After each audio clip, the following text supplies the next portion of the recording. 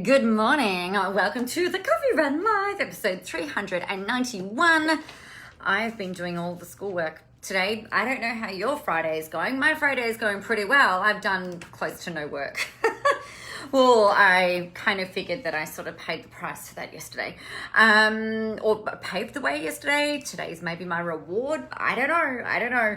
Anyway, what I thought I would share with you guys today is a little bit about the writing process. Now, I have been ridiculously blessed to know the very, very fabulous Kelly Irving. If you don't know her, you should totally go and follow her. She is the most amazing book writing coach that you could possibly come across, in my personal opinion. And the thing I've really valued is the way that she steps it all out. So one of the really big things that I think is really important whenever you're doing anything that you want to produce a result, whether it's a book, whether it's a marketing campaign, whether it's a live series, whether it's a holiday, you know, the more planned or the more kind of like structure you can have, surely the better off you are going to be. You don't have to then sit there and go, well, what the hell am I going to write, and things like that. So, you know, getting a lay of the land, creating a map, all of that kind of stuff is super, in my opinion, is super, super important. Now, when I wrote, I guess like one of the things that's been really interesting for me this time around, so this is my second proper book that I'm writing. So the title is Into the Spotlight. I previously wrote Visible, which I wrote in 2018, so a couple of years ago. That writing process was really different to this process. And I think the thing that's really made a big difference is that I'm a lot more familiar. I guess I've got that, I've got that muscle there around. I think the editor is going to look for, what I think that you guys, you know, when you read it, what you're looking for, what you feel like you need to hear, and things like that. And so this time around, being a little bit more confident with the writing. And certainly more confident actually with the editing. I found that a lot easier because I've had some of that almost like background experience. So I think the first thing though, that when you are going to do anything, you've got to lay out a plan, right? And the thing that I love about Kelly's process, which I cannot advocate enough, and she doesn't even know that I'm talking about this today. The thing that I really love about her process is that it gives you, or she makes you go through and do a plan for every chapter, for every section within your book before you even start writing. So you've got to go and put some thinking around it. So then for me, the way that I'll do it is I'll have my chapter 1 plan sitting next to me, like literally just there on my desk. I'll have the things out there that I need on my Word document, and I'll start writing, and I'm always coming back to the plan. She also shares her, hey Kath, there's a 5-step, hey Carmen, a 5-step chapter process that you actually work through as well. So you guys know that I'm a lover of structure. I'm a lover of frameworks. I think it makes my life so much freaking easier. I'm sure it makes your life easier. And I resisted them for a long time, right? I really resisted that part of me that loves a framework, because I was like, I don't need a framework. I can just, fly by the seat of my pants and make all of it work. But I suppose sometimes that can be a really great thing, right? Other times it can be not a really great thing, because if you're going off half-cocked and you're talking about cushions in this sentence and then mugs in this sentence and then dinosaurs in the next sentence, and there's no cohesion, can leave your audience feeling really freaking confused. It's like you don't stay on message, right? And so if you think about your marketing as the metaphor for this type of stuff, if your marketing is haphazard, and if your marketing is inconsistent, if your messaging is inconsistent, then it doesn't matter what kind of visibility work you try and do. Nothing's going to freaking stick, because your audience is sitting there like, what the fuck is this person on about? I don't get it. I don't understand. I just noticed I've got a really weird hair going on here. That's Friday. Friday for you. Casual Friday hair. So, I think that's been a really, really great thing. And it's something that I cannot advocate enough before you go, oh yes, I'm going to go and write a book. And I guess there's two things here. I've written other books before, and I have been a bit more of a, all right, let's just see how it kind of flows. I wrote a book called Ignite Your Soul. I've written books with a friend of mine. We co-authored a couple of books. But the like visible and into the spotlight is certainly a more mature, let's say, way of writing and a way of forming your opinions and talking about that and things like that. So that's really, it's been really interesting. I think the other things that I've done personally in terms of helping you, if this is something that you want to do, or whether it's about getting your marketing sorted and things like that, do things in bite-sized chunks or in batches. So the thing that worked really well for me was actually sitting my ass down and going, okay, making sure that everything else is done, because I get distracted easily. Let's just tell it like it is. It's like, oh, squirrel. Oh, look. Oh, that's what's happening. Let's go do that. Oh my gosh. Or if I'm procrastinating, it's like, oh, I'm just going to go and get some more nuts, or I'm just going to go make another coffee, or, whatever the case might be. So for me, it was so much better getting everything off my desk, so that, not literally, but metaphorically, getting all of the things that are sitting there, get them off, and then just start focusing on what it was that I needed to do. I actually do this same process when I batch create my blogs, my video blogs, which I haven't done for some time. I use this same process when I'm creating the picture quotes and stuff that I put up for you guys. I do this when I batch create. So if I'm talking about all access, if I'm talking about the 30-day challenge, if I'm talking about I'm a motherfucking badass, if I'm talking about whatever programs it is that I'm talking about, like Visible Live or whatever, I will sit down and I'll make sure that I've got a few ways of being able to use that content, and I'll get things structured and set down so that I don't have to then be thinking about it. I think the thing that really, that I apply a lot of self-imposed pressure on myself to get things done and to be productive and, things like that. Nobody else knows what my deadlines are. My publisher knows what the deadline is. But outside of that, you guys, you don't know that I've got, what things I've got to do. So it's not about trying to please anyone else. It's just about trying to make my life easier. And I think having a really solid plan is a really great place to start. Making sure that you're clearing your desk. So have a plan, clear your desk, and then just knuckle down. The third thing that I found that was really helpful was just having the ideas and jotting them down. So I might jot them down on a little post-it note and sit that on the plan for each page of what it is that I'm doing. So that's that. The fourth thing, and I actually had a Voxer from a client last night asking about the manuscript. So I shared with you some photos yesterday. So this is the first draft of Into the Spotlight. Oh my God, so many pages. And what I did, and this is not a process that I really learned. It's just the process that I kind of went through. So I thought, right, for Visible, I didn't do this, right? So for this one, what I've done is I've printed it off single pages like this. You can see all of my edits and scratchy writing and, all that kind of stuff. And I sat down and I went through it methodically, page by page. I find it really fucking hard, you guys, to sit and read every word of my own stuff. I'm like, did I say that already? I can't remember if I mentioned that in a previous chapter. I think maybe I just remember it from writing it. So it's really, I find it really interesting to be really 100% present with the editing process. And maybe you guys have found that too, I don't know. With Visible though, when I did this, I had it all printed off single pages and I didn't have it bound, and it was a fucking clusterfuck.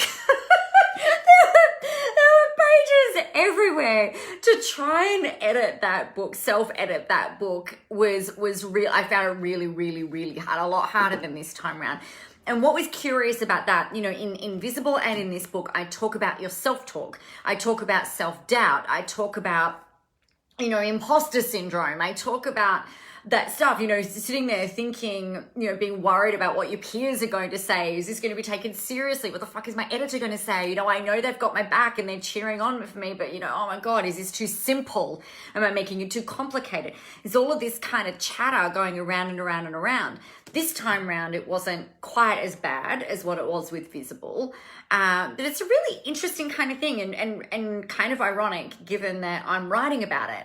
But what I found, again, really insightful is, you know, this is a really big call out, you guys, to you stepping into the spotlight, right? To you getting out there, to you putting your face out there, to you really, you know, stepping into your very own Sasha Fierce or whatever it is for you and going, you know what, I'm going to go out there. I'm going to go and put myself out there. I'm going to be me. I'm going to be ridiculously amazing because you are. And here am I going like, oh my God, are they going to like my book?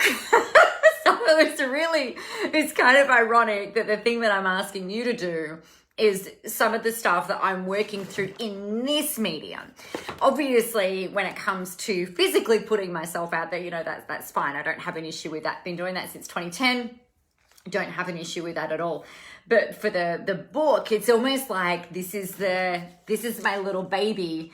And, you know, there's so much, it's interesting, you know, there's so much thinking to be done and so much mastery to share that sometimes it can feel like what you're talking about is just so simple, because what you guys have all been through when you're talking to your clients and you're marketing and you're writing your books and you're doing anything where you're putting out your thinking, you've built that muscle of mastery, right? And I guess it's like one of the most beautiful things that you can do as a leader, as a thought leader, if you want to use that word, as an expert at what you do. I imagine, and I know this to be true, you are excellent at making something that might seem really complicated or really big. You're excellent at making it really simple, or providing some really great examples or metaphors for what it is that you're doing, right? So I suppose, like, in that sense, it's it can be a little bit disconcerting because you're like, it took me 10 fucking years to learn this stuff, and you know, I've just condensed it into what is now 145 pages, and the word count's blown out a little bit. The next edit's going to be fun. But I guess the thing is like it takes a lot to really distill your knowledge and your level of mastery in such a way that makes it really simple for other people. So I think that we can kind of sell ourselves short a little bit, right? And when you're sharing this, when you're putting yourself out there, one of the best things that you can do, people don't want fucking complicated, right? One of the best things that you can do is to make things really simple. So if you're explaining a concept, like how to write a book, you might talk about it in 5 simple steps. If you're talking about how to manage your money, give them 5 simple steps, 5 kind of like big picture steps. If you're talking about how to make coffee, you know, 5 big picture steps. And I don't think it takes 5 steps to make coffee, but you get the point.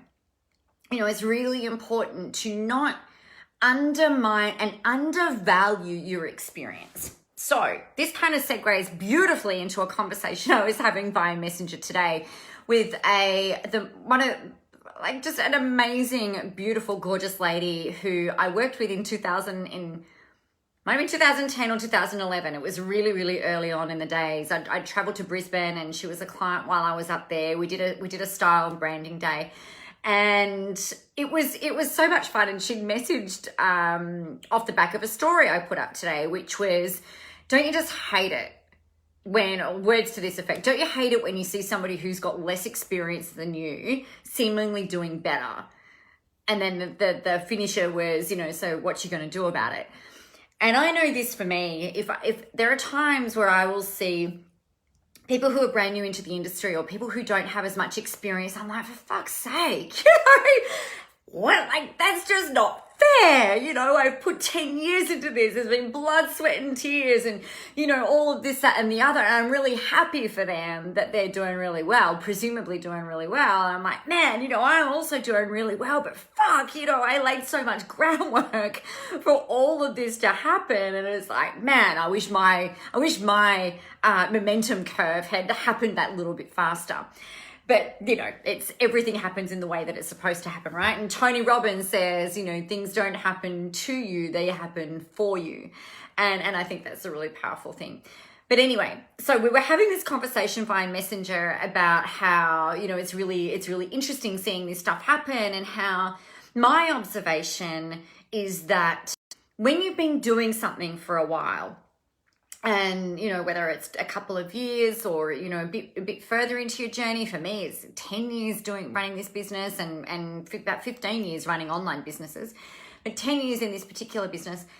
And I was like, sometimes we have these and Jasmine was saying this, these really great ideas and, things like that. But we sometimes, when you've got a bit more skin in the game, or you've got a bit more experience, or it can feel like you've got a bit more to lose, right? You can not pull the trigger, or not pull the pin, and not action things quite as quickly as what you may have done at the start. I know for me at the start, I was like, I don't know if it's going to work. Let's just fucking give it a go. I remember being on a business retreat, and I'd only been selling online programs, and I'd cracked at that point. I think I had broken through about $150,000 in sales in maybe, 9 months, or maybe 8 months, after 18 months of not making a red cent, or not much money. And I remember being in this retreat, and they said, look, I'd only done group programs, right? So right at the very start, it was all group programs, or some hybrid one-on-one online clients. And they said, why don't you do a higher level offer, Nicola? Like $4,000 a month, one-on-one, let's just see what happens. And I've gone,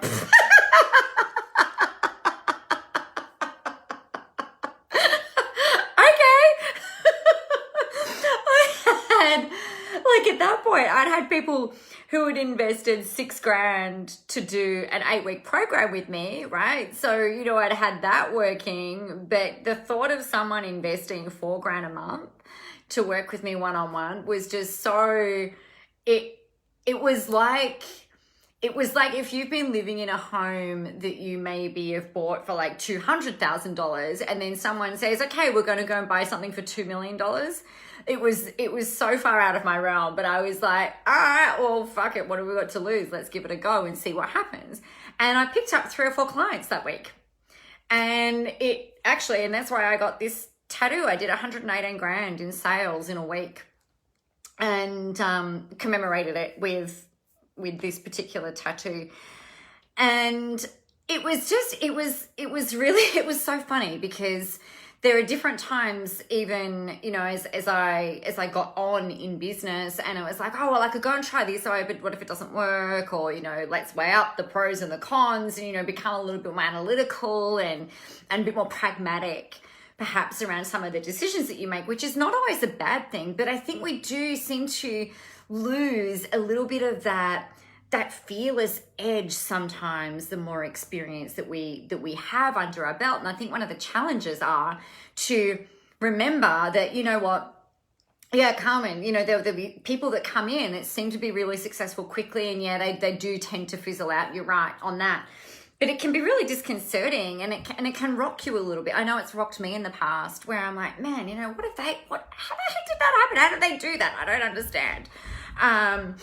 And I think that we can lose sometimes that edge, and we can let self-doubt come in, and we can let that imposter syndrome kick in. But honestly, the best thing that you can do is remember that the only competition that you have is the person that looks back at you in the mirror every day. The only competition you have is the person who is, in your body. You are your only competition. There is only you. And the thing is that there will be people, even if these new people come in and they are successful quickly, and they do stay, and let's assume that they're amazing and wonderful and everything, but they are not you. Your people, hey Lisa, your people will love you for who you are. They will love you for the way that you are. Their people will love them for the way that they are. I've written a really big ass book. Are there other books on the market? Yes. Does that mean that people aren't going to read this? No. Does it mean that, you know, some new musician goes and releases a kick-ass #1 song? Does that mean that you can't then go and release another song that's going to make it to #1 as well? Or that won't make it in the top 10? You know, no. It doesn't undermine your work, right? And we look at artists like Queen, who have been around for 5 or more decades, who are still popular, right? They are still singing and performing to sell out stadiums. I mean, what the fuck? That's insane. You can still have new artists like Tones and I who come out and make it and create a really amazing following. It doesn't mean that she is not good. It doesn't mean that Queen is not good. It doesn't mean that one is better than the other. It just means that they are different, and that there are different audiences for different artists. There are different audiences for different people. So something I encourage you to do today is to consider yourself an artist, right? Because you are one. Consider yourself as an artist, and that the work that you're putting out there doesn't take away from the work that somebody else is doing. In fact, you know, maybe the people that are following them and looking at them create the link for them to then look at you, and maybe they like you or resonate with you or connect with you more than the others. But there's books being released all the time. There's music being released all the time. There are programs being released all the time in your niche, right? There are new and fandangled images being released all the time. Just because one photographer doesn't doesn't mean that another photographer is not going to have business. Yeah.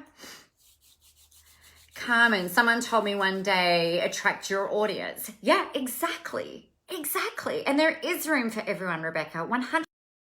So, you know, this process of writing this book has really reminded me of that stuff. And I know that if you're embarking in your visibility efforts, if you're embarking and learning how to step into the spotlight, I get it. I understand that it can feel like it's a really big thing, and I can understand that it might feel like you're blending into the rest of the noise, but you're not. That when you really step into who you are and you share your messages and you share your way of doing things and you share your personality, which is really awesome. You're fun, you're funny, you're charismatic, you're engaging, you're enigmatic, you know, you're magnetic, all of those really cool words. Your audience will be like moths to a flame. And the other people, it doesn't make them any less amazing, but your people will be attracted to you for who you are, not only for what you do. So that's my little sermon for today. Now, I'm going to go and do some maths, apparently, because today apparently is school day. We've done religious education, we've done some comprehension, and I think it's now time for maths. I'm so excited. I can't wait for it. It's amazing. So there you go, my friends. I hope that's been an interesting and helpful insight. Have a plan. Don't let the self-talk win. Do things like clear your desk and do the things that you need to do. Don't let the self-chatter, the negative self-talk distract you and pull you away from the magic that is you, because you're fucking amazing and the world is ready for your brand of awesomeness. All right.